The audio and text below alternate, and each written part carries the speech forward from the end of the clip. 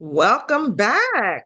We are back again this week with the 15 key marketing metrics that you need to know in your business through the V3 growth system. This is part 2. We started last week and we're back again with part 2.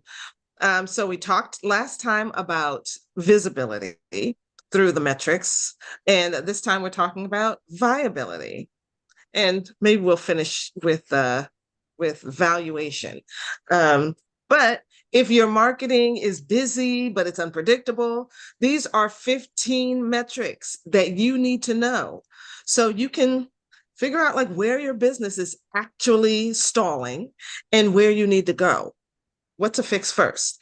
Anywho, we are Nate and Simone, and we talk all things marketing. And before we get into it, make sure to subscribe to this channel so that you get our notifications, and our videos are more visible by more people. So we can help more people with all this great content that we're putting out.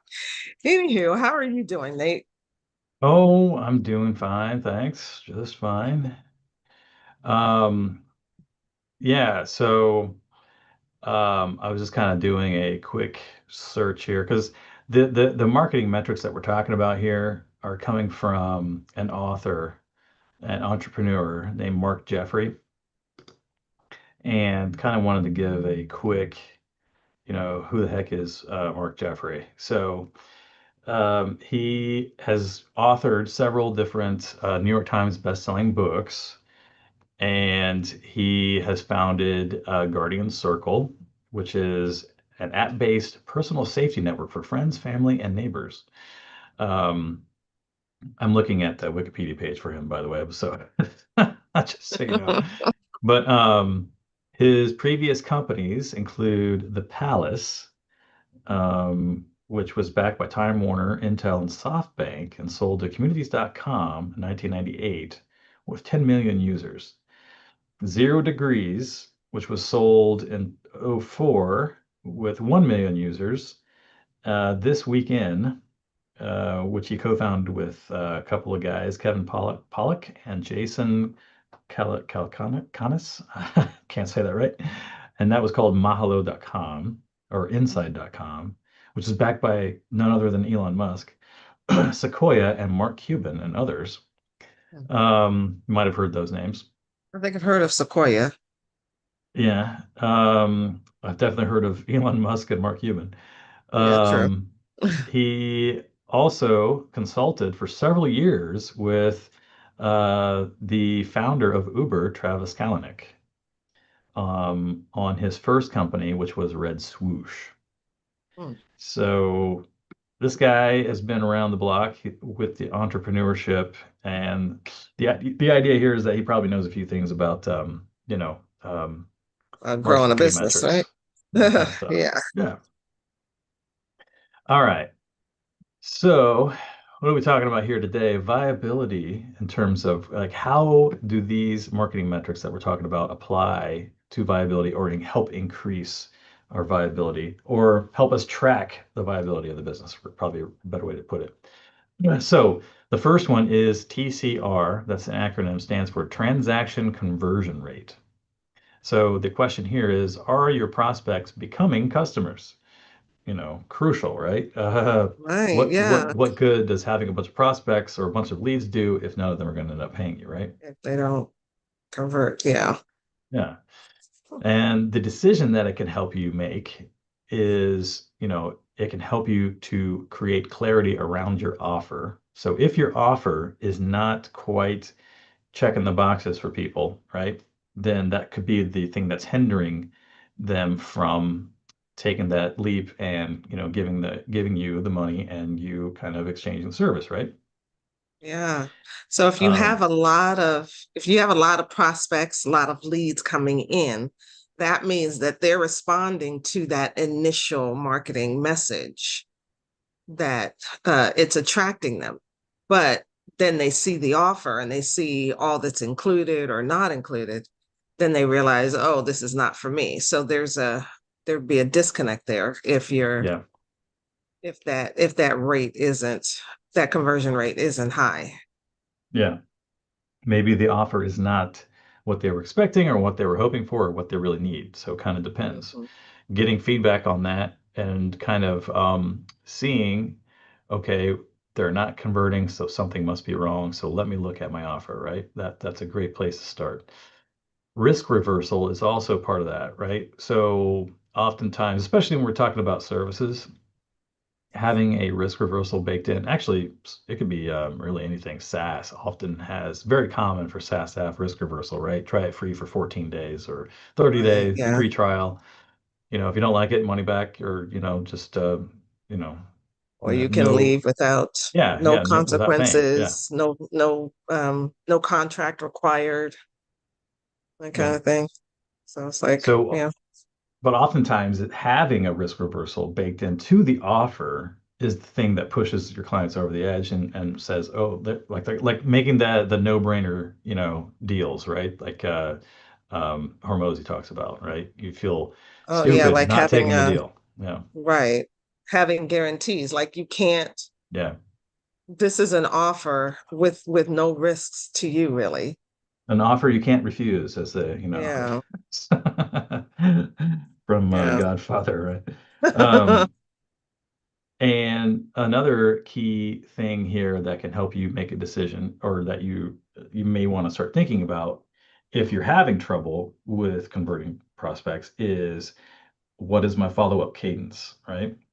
So I've spoken to this person, I've presented them with what it is that I can do. Like I've kind of felt out what their problems are, how I can help them solve that.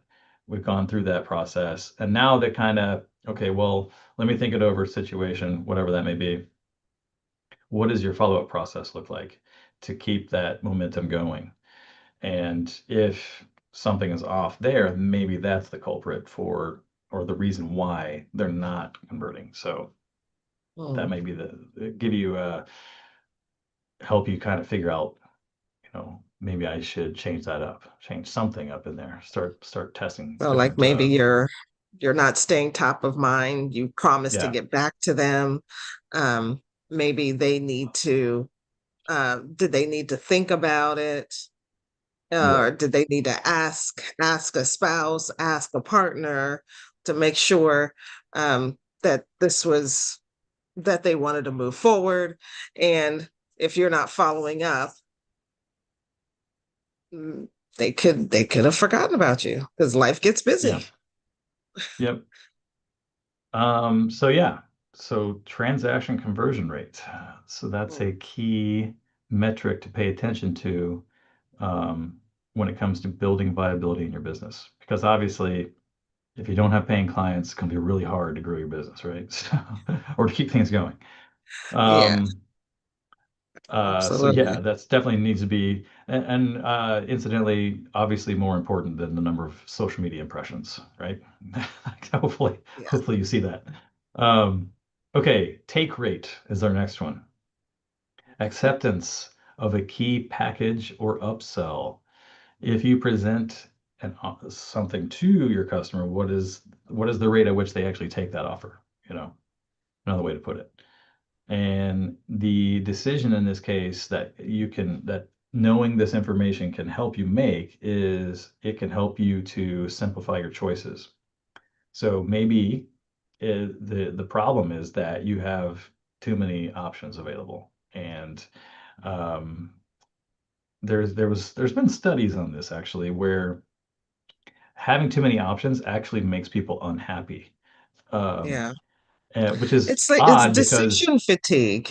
decision You fatigue, get exactly. paralyzed Yes. by so many choices, Yeah, we've talked you about know? this. You go to a Yeah, grocery store, you see how many choices. It's just a mind-numbing array of choices. And yeah. oftentimes, a good chunk of these are just from one company, right? They're just wearing you down.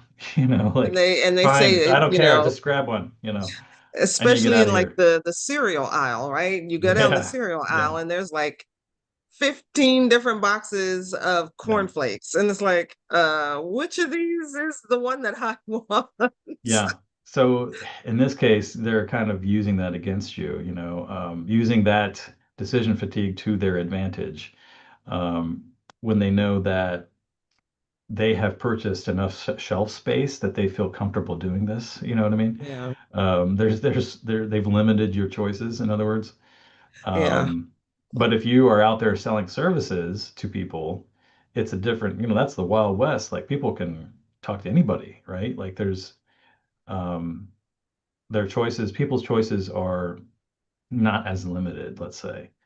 And Yeah. so, if you can streamline things, help make it easy for them. Okay, this is what you do. This is what you're having to offer. This is how it helps me. I get it. Okay, let's go. Yeah, and Um, make it clear what the difference is between the choices. I think yeah. one of the things that online retailers have figured out is that when you give, especially when it comes to SaaS or even sometimes like coaching packages and different services like that, they'll give you three choices. And the idea is you tend to not go for the cheapest, and maybe the most expensive is, maybe out of your range. You may not need all of the services in that package. And so the ideal is to go for the one in the middle. And that's the one that the company actually really wants you to go for, Yes, you exactly. know, and it cuts down on that decision fatigue. You've got three choices, and it's not super hard to figure out which one works best for you. Exactly. Um, I was just looking back through this. I think that I actually gave you the information about the wrong Mark Jeffrey. There's apparently Oh, more than really? one. I didn't realize. Uh, There's Goodness. multiple Mark Okay. Jeffries out there. Yeah, didn't realize that. Did not realize that. Oh, Oh boy. Okay. okay. So I have to look up his bio and give you Yeah, the real yeah. deal. Scratch everything that I just said about him. I think that was the wrong guy. Anyway, so Okay. um, yeah, take rate. Apologies for that.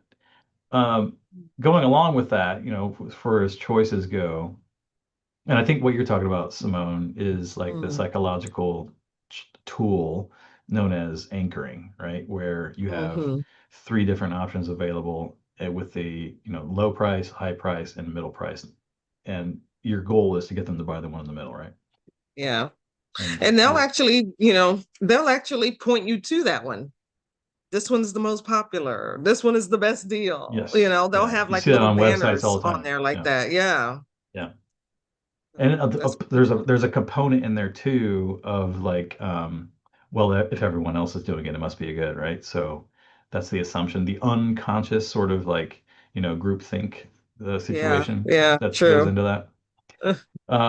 Anyway, reframing bundles can be another decision, another way that it can help you to make a decision here around what your offer again.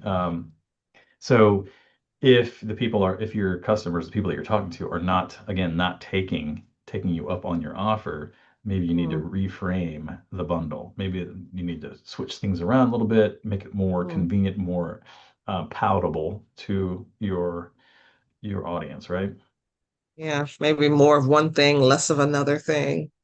Um, Yeah. Adjust the Or pricing of or the add this in bundles. there, the thing that was not in there before, I go ahead and add that in there, Yeah, situation.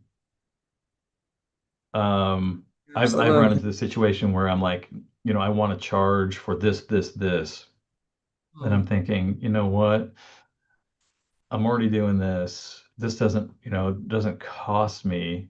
There's not like a baked in cost to this right now. mm. And so for me to wrap that in there as a value add, oftentimes I'm like, okay, that makes more sense because then you're increasing the overall value Yeah, instead of, which is a better thing to do, by the way, than reducing your price, right? yeah. Yeah. And they've done studies on this. Like they talk about like the whole idea of there are all these different pieces that you want your client to pay for, but itemizing it out, just it causes more friction.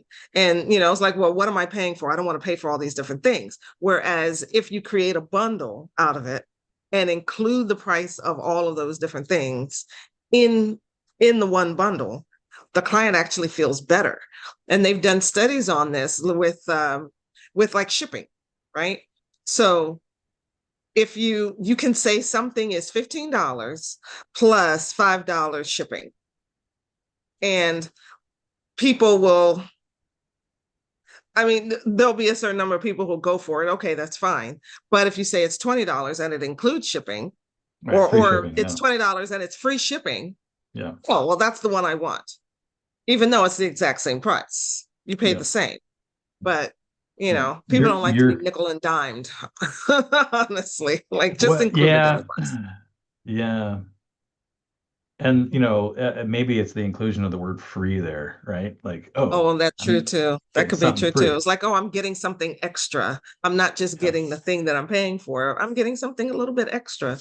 Yeah. This is I think the same kind of the same line of thinking that goes into gas station pricing where it's like Hmm. 2.99 9 like like Oh yeah, it's with that. actually Well, free, yeah, but you're thinking, yeah, that but can I that get that there that away might be from a that other number? difference. That's a slightly different thing with the psychology of pricing, but like Yeah, whole numbers tend to be more like perceived as being luxury versus like these 99s, 97s, which 97s. Yeah, have like a perception of value baked into them somehow, But yeah, and it's people think like it's kind of hard for because it feels still feels like they're getting more but paying you're getting less. more, but you're Yeah, paying less. yeah, I'm not paying $100. I'm paying 97. I'm paying yeah, 99, yeah, and but I'm getting it for less than $100.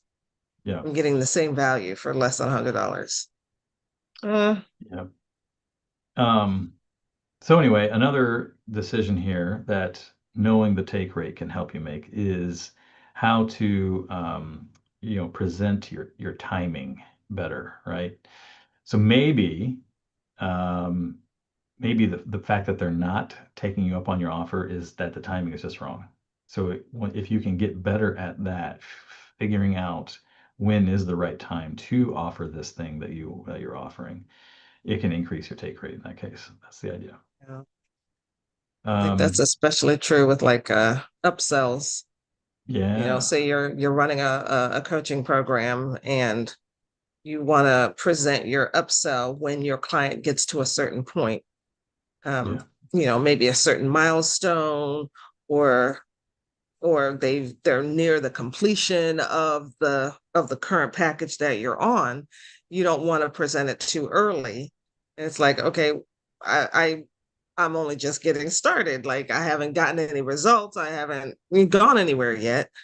And you're already trying to sell me on something else. And you don't want to wait too late, um, until like after they've made the decision, like, okay, I already know what my next step is. I'm gonna go with this coach over here who's gonna take me to the next step. yeah, So it's gotta be that timing uh has to be really thought through. yeah. Um, okay. Very good, very good. So TCR, transaction conversion rate, and take rate. Now, ROA, return on ad dollars spent, actually, or ROAS, right? Return on ad dollars spent. Yeah, I was looking at that. I'm thinking, isn't it Uh, ROAS? yeah, ROAS, but anyway, Return on ad spend. yeah, we probably Mm, have, I'm sure everyone has seen that somewhere, ROAS, ROAS. And I think it's actually a metric, pretty common metric in ads. I know I've seen it on Facebook ads and Google ads for sure. yeah. So the decision that knowing your ROAS can help you make is how to reallocate your budget to the top performing ads. That's one thing, right? And Mm. by the same token, pause the ads that are underperforming. So and the return obviously is going to be, well, did I get have I gotten revenue from these ads based on the amount of money that I've spent? So that's the key there, right? Wouldn't it also depend on the objective of the ad? Because maybe for some people, the objective isn't sales. It's maybe just leads and increasing your uh Well, email list according or I just looked it up. According to Google's AI overview, Mhm. it says that ROAS is a key marketing metric, measures the gross revenue generated for every dollar spent on advertising. Okay. So it's So revenue, but yes, okay. So it's not necessarily, well, yeah. Okay. Return on ad spend. it's So, assuming well, that and your goal ultimately, if is revenue. you're, Yeah, yeah, ultimately, if you're a company and you're running ads, yeah, ultimately, it's profit, right? Your ultimate objective is that bottom line, that profit line.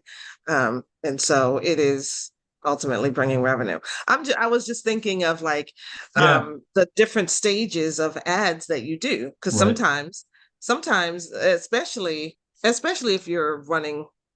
if you're trying to bring people in for a high ticket offer, yeah, your offer, your ad offer isn't going to be buy my thing. It's going to be come to my workshop or download my lead magnet. It's going to be join my free community. And once you're in that free community, you're now part of that group of potential buyers that this person has gathered.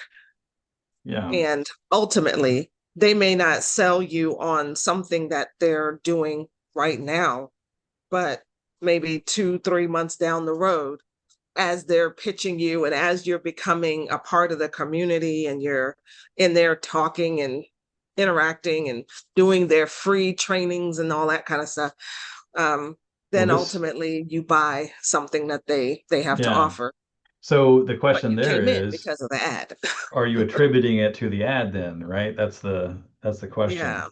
And I would say you probably would. I mean, consider, but even though there's been considerable amount of discussion and offering in between there, the fact Hmm. that you can attribute that lead and the fact that you were actually talking to this person to the ad originally, I would say this is a key conundrum here, right? For businesses that have longer sales cycles.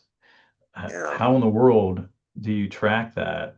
And the attribution, right? Like this Yeah. is a constant issue with ads.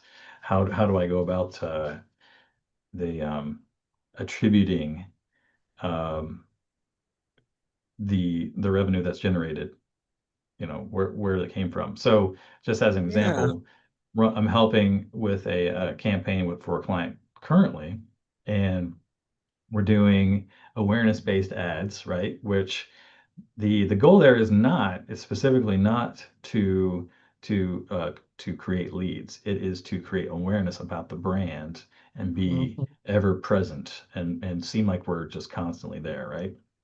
Hmm. Constantly bombarding with what the brand has to offer. And then that gets paired with an actual more focused bottom of the funnel lead generation campaign as well. Hmm. Um, but there's one case in point for sure that I know where the individual clicked on the lead generation ad, but did not um, actually.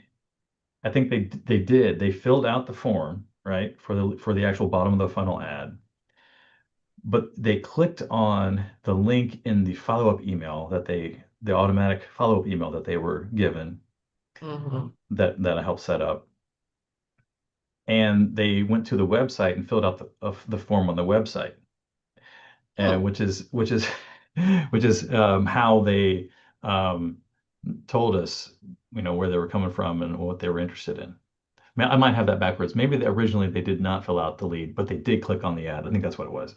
So we were able to see that they clicked on the ad, came to the Hmm. website, got a follow-up email and then filled out the form from Fill that. out the form from there. And And if so you is ask it them like, where did you hear about us? right, right, Oh, you sent me an email. right? Not that they That if saw they're the only ad. going to remember the last thing that they did, right? Yeah. That's usually how it Yeah. goes. Somehow you got my email. You sent me an email somehow. Yeah, And I decided to take action from there. But ultimately they first saw the ad.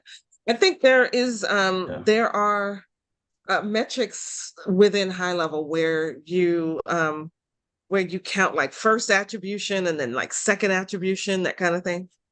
yeah, I haven't really dug into it, but yeah, it's yeah, with ads, it is sometimes hard because you're they see the ad and then they may see something else at some point. They may react in some way, and then they end up seeing interacting with you in a different way, but that's the one that they remember.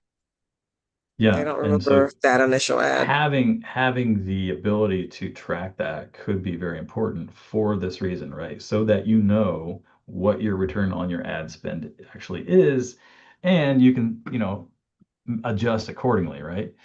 Mhm. Um, to again reallocate budget to those top performers. Okay, this is the ad that's driving a lot of our revenue, right? Versus this is the ad that, isn't really doing much, so we can pause that one or take it down and replace it with something else. That's the key there. Right. All right. So your next up is payback. So this is the time to recover your customer acquisition cost. And the key decision that it can help you make in this case is um, helps you to find which motions that you're taking, which actions that you're taking um, tend to have a faster payback, right? So you can double down on those. And you can adjust accordingly and prioritize as needed around that so that you are maximizing your time and effort for the return that you're getting on it, right? So are we talking here about shortening that sales cycle as much Well, as it's not possible? not. I mean, yeah, yeah, yeah, exactly. So this would be like sales velocity, Mhm. the concept of sales velocity. How long does it take for you to close and see a return on the amount of time and effort that was spent in getting that customer to where they are, right? Um, Okay. and I guess, the one thing that people don't really factor into customer acquisition is the time it took, you know, the time and the effort that was taken in the meetings, Mhm. whatever kind of follow-up, manual follow-up was involved in there. That's hard to calculate every time. But, if you really want to figure out what actions are most valuable in terms of the payback that you're getting from it, you gotta track this stuff, Yeah. um, Hmm. for your own health and sanity and the health and sanity of your business, uh, yeah. Yeah, so you know. Yeah. And Okay. then next one, the last one here is profit, obviously. Ooh, we like that word, right? What is it? Finally, profit. Some people claim that revenue is itself a vanity metric, right? Profit is what feeds the family, is what they say, right? Yeah.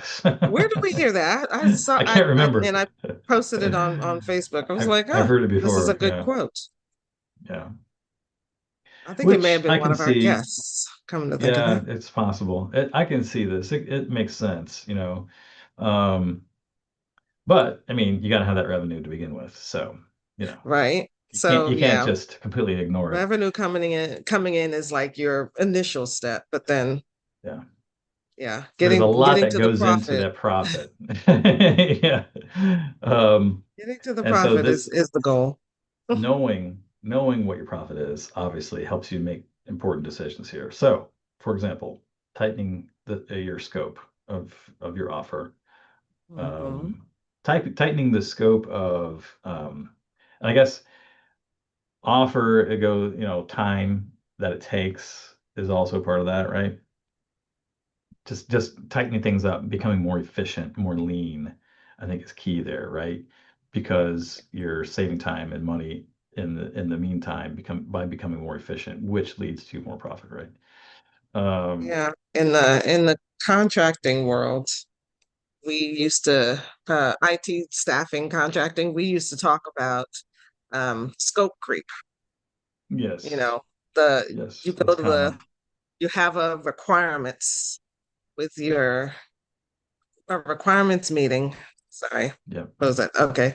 You have a requirements meeting with your client, and they outline all that they want, yes, and they and you agree with your client, okay, this is what is included within this particular project.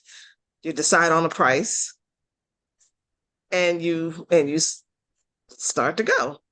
But yep, as you're working, oh well, we'd also like this, and also we'd like that, and let's change this yeah, around and change that around, and next thing you know, the what you charged for this project, which included your time and effort and hiring and all the rest of it. All of a sudden it's out of hand because now you're changed the scope of the project. And so yeah, yeah, and which definitely eats into that bottom line number. Absolutely. yeah. Um, Definitely. That's like the number one thing that eats into profit, especially if it's like project based, Mhm. that's the killer, scope creep.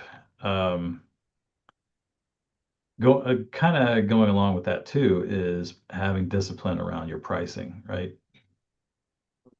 If you're constantly willing to kind of bend and, give this discount here, this discount there, that starts to eat into your profits, right? And so making sure that you're tracking how much profit you're actually making, you know, especially if you're trying to make your customer happy by giving them discounts and that kind of stuff. There's only so far you can go, right?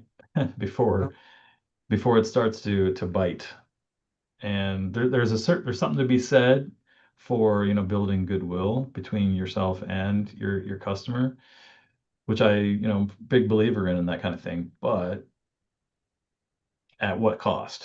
This is the question. Right. So, You do have to, I feel like you have to create boundaries around it, and yeah, not let the customer think that a discount is always on the table. It's always on offer.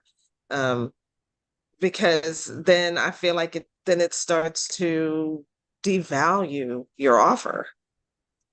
There are groups of entrepreneurs out there who believe that the word discount is a bad word. It's yeah, like it's like saying a four-letter word. Don't say the D word, right? We're not offering discounts.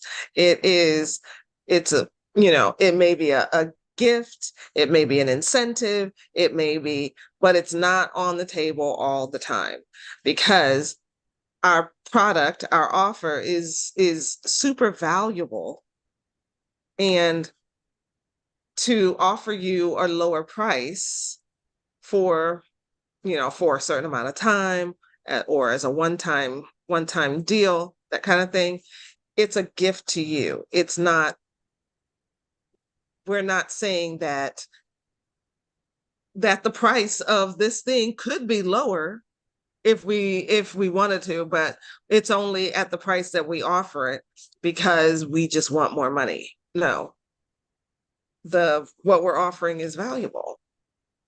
And yeah, so having discounts can be detrimental depending on your business. yeah. And of course, knowing your profit. can also help you to figure out how efficiently you are delivering on the service or the product that your customer is paying you for, right? So like, this kind of goes into the time thing, right? Like how much time is it actually taking you? And can you kind of shave off those minutes, hours, days,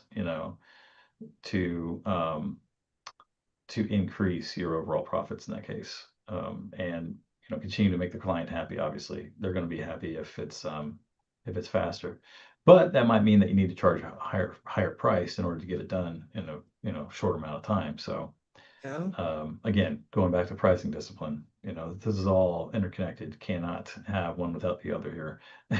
you know? Yeah. Um, But also speaking of delivery efficiency, it could speak to like if it takes too long to deliver your offer, yeah, that's an internal process yeah, issue too.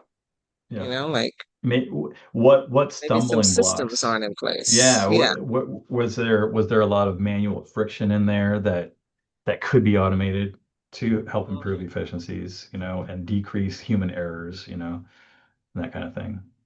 Yeah. Um, Are there SOPs in process where people don't have to keep running back and forth to the boss or to their supervisor to ask, yeah, how do I do this? How do I do that? What do I need to do here? What do I need to do there? And then just put something in place where they know what to do. They just do it. And they know if they come to a decision point, all right, these are uh, these are the measurements or what you need to look at in order to make a decision on your own. yeah, You don't need to be running back and forth to the boss. yeah. And in this case, if we are talking about automation, Mm, looking at profit, having actual hard numbers that help us to make the case for automating a process is going to be, that just this is really what you need to have in order to help you figure that out, right? Instead of just kind of automating stuff just for the sake of automating stuff, you may end up automating something that's broken, which doesn't right. lead You you don't want to anywhere. do that. So get clear on it first, figure out what the process is, and then, go from there. And then obviously, shorter payback protects your cash flow and yeah, your optionality, So something that our audience can do out there is to do a 30-day handoff sprint. So Mm, define one next step at each stage, add proof at the decision moment, and commit to a follow-up cadence, whatever they may look like. So let's think of an example here, handoff sprint. So um, I guess the handoff here would be, coming from lead to, sales to delivery, perhaps. Like, what are the steps that are being taken internally in the company?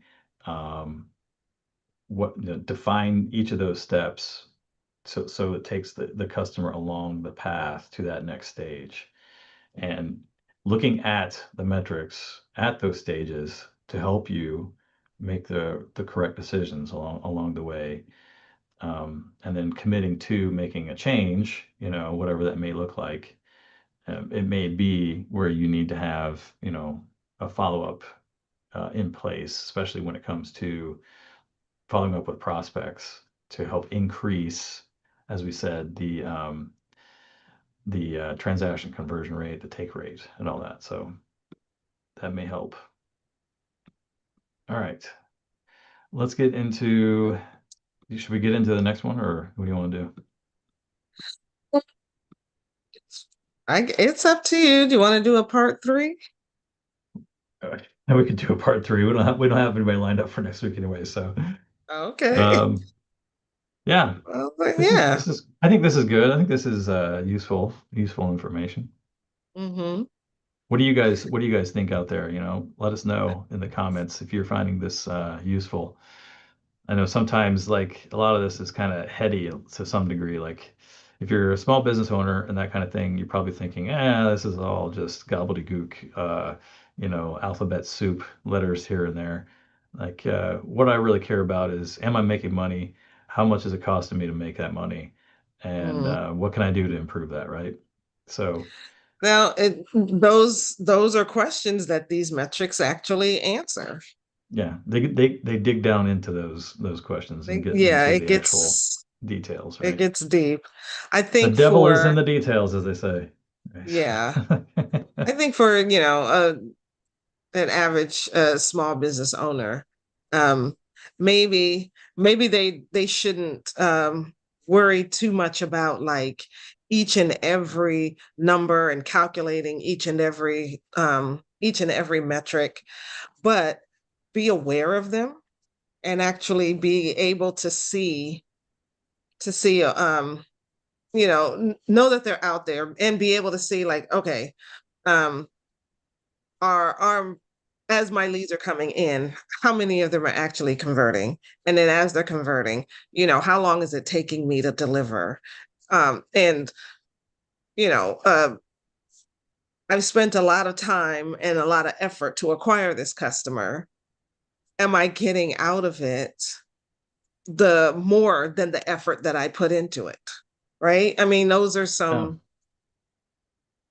some basics really that every business owner should look at, This whether is you this know is them for specific numbers or not.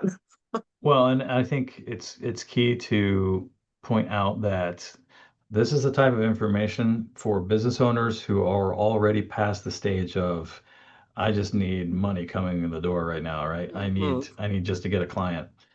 This is like when you have clients and you're looking to maximize your processes to maximize your profits and that kind of thing, and really kind Yeah, of so you can go to that next streamline stage. things, yeah, Right, and get things dialed in, right?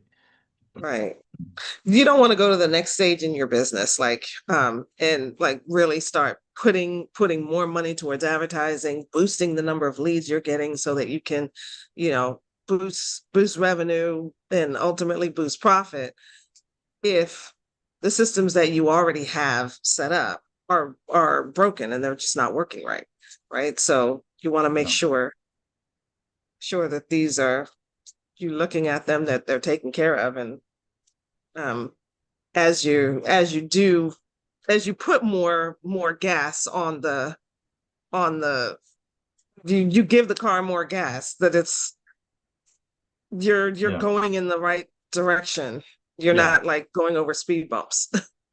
yeah. It's not the you've moved past the point of I keep spending more money on ads, but I'm still not getting leads, right? Not getting leads, exactly.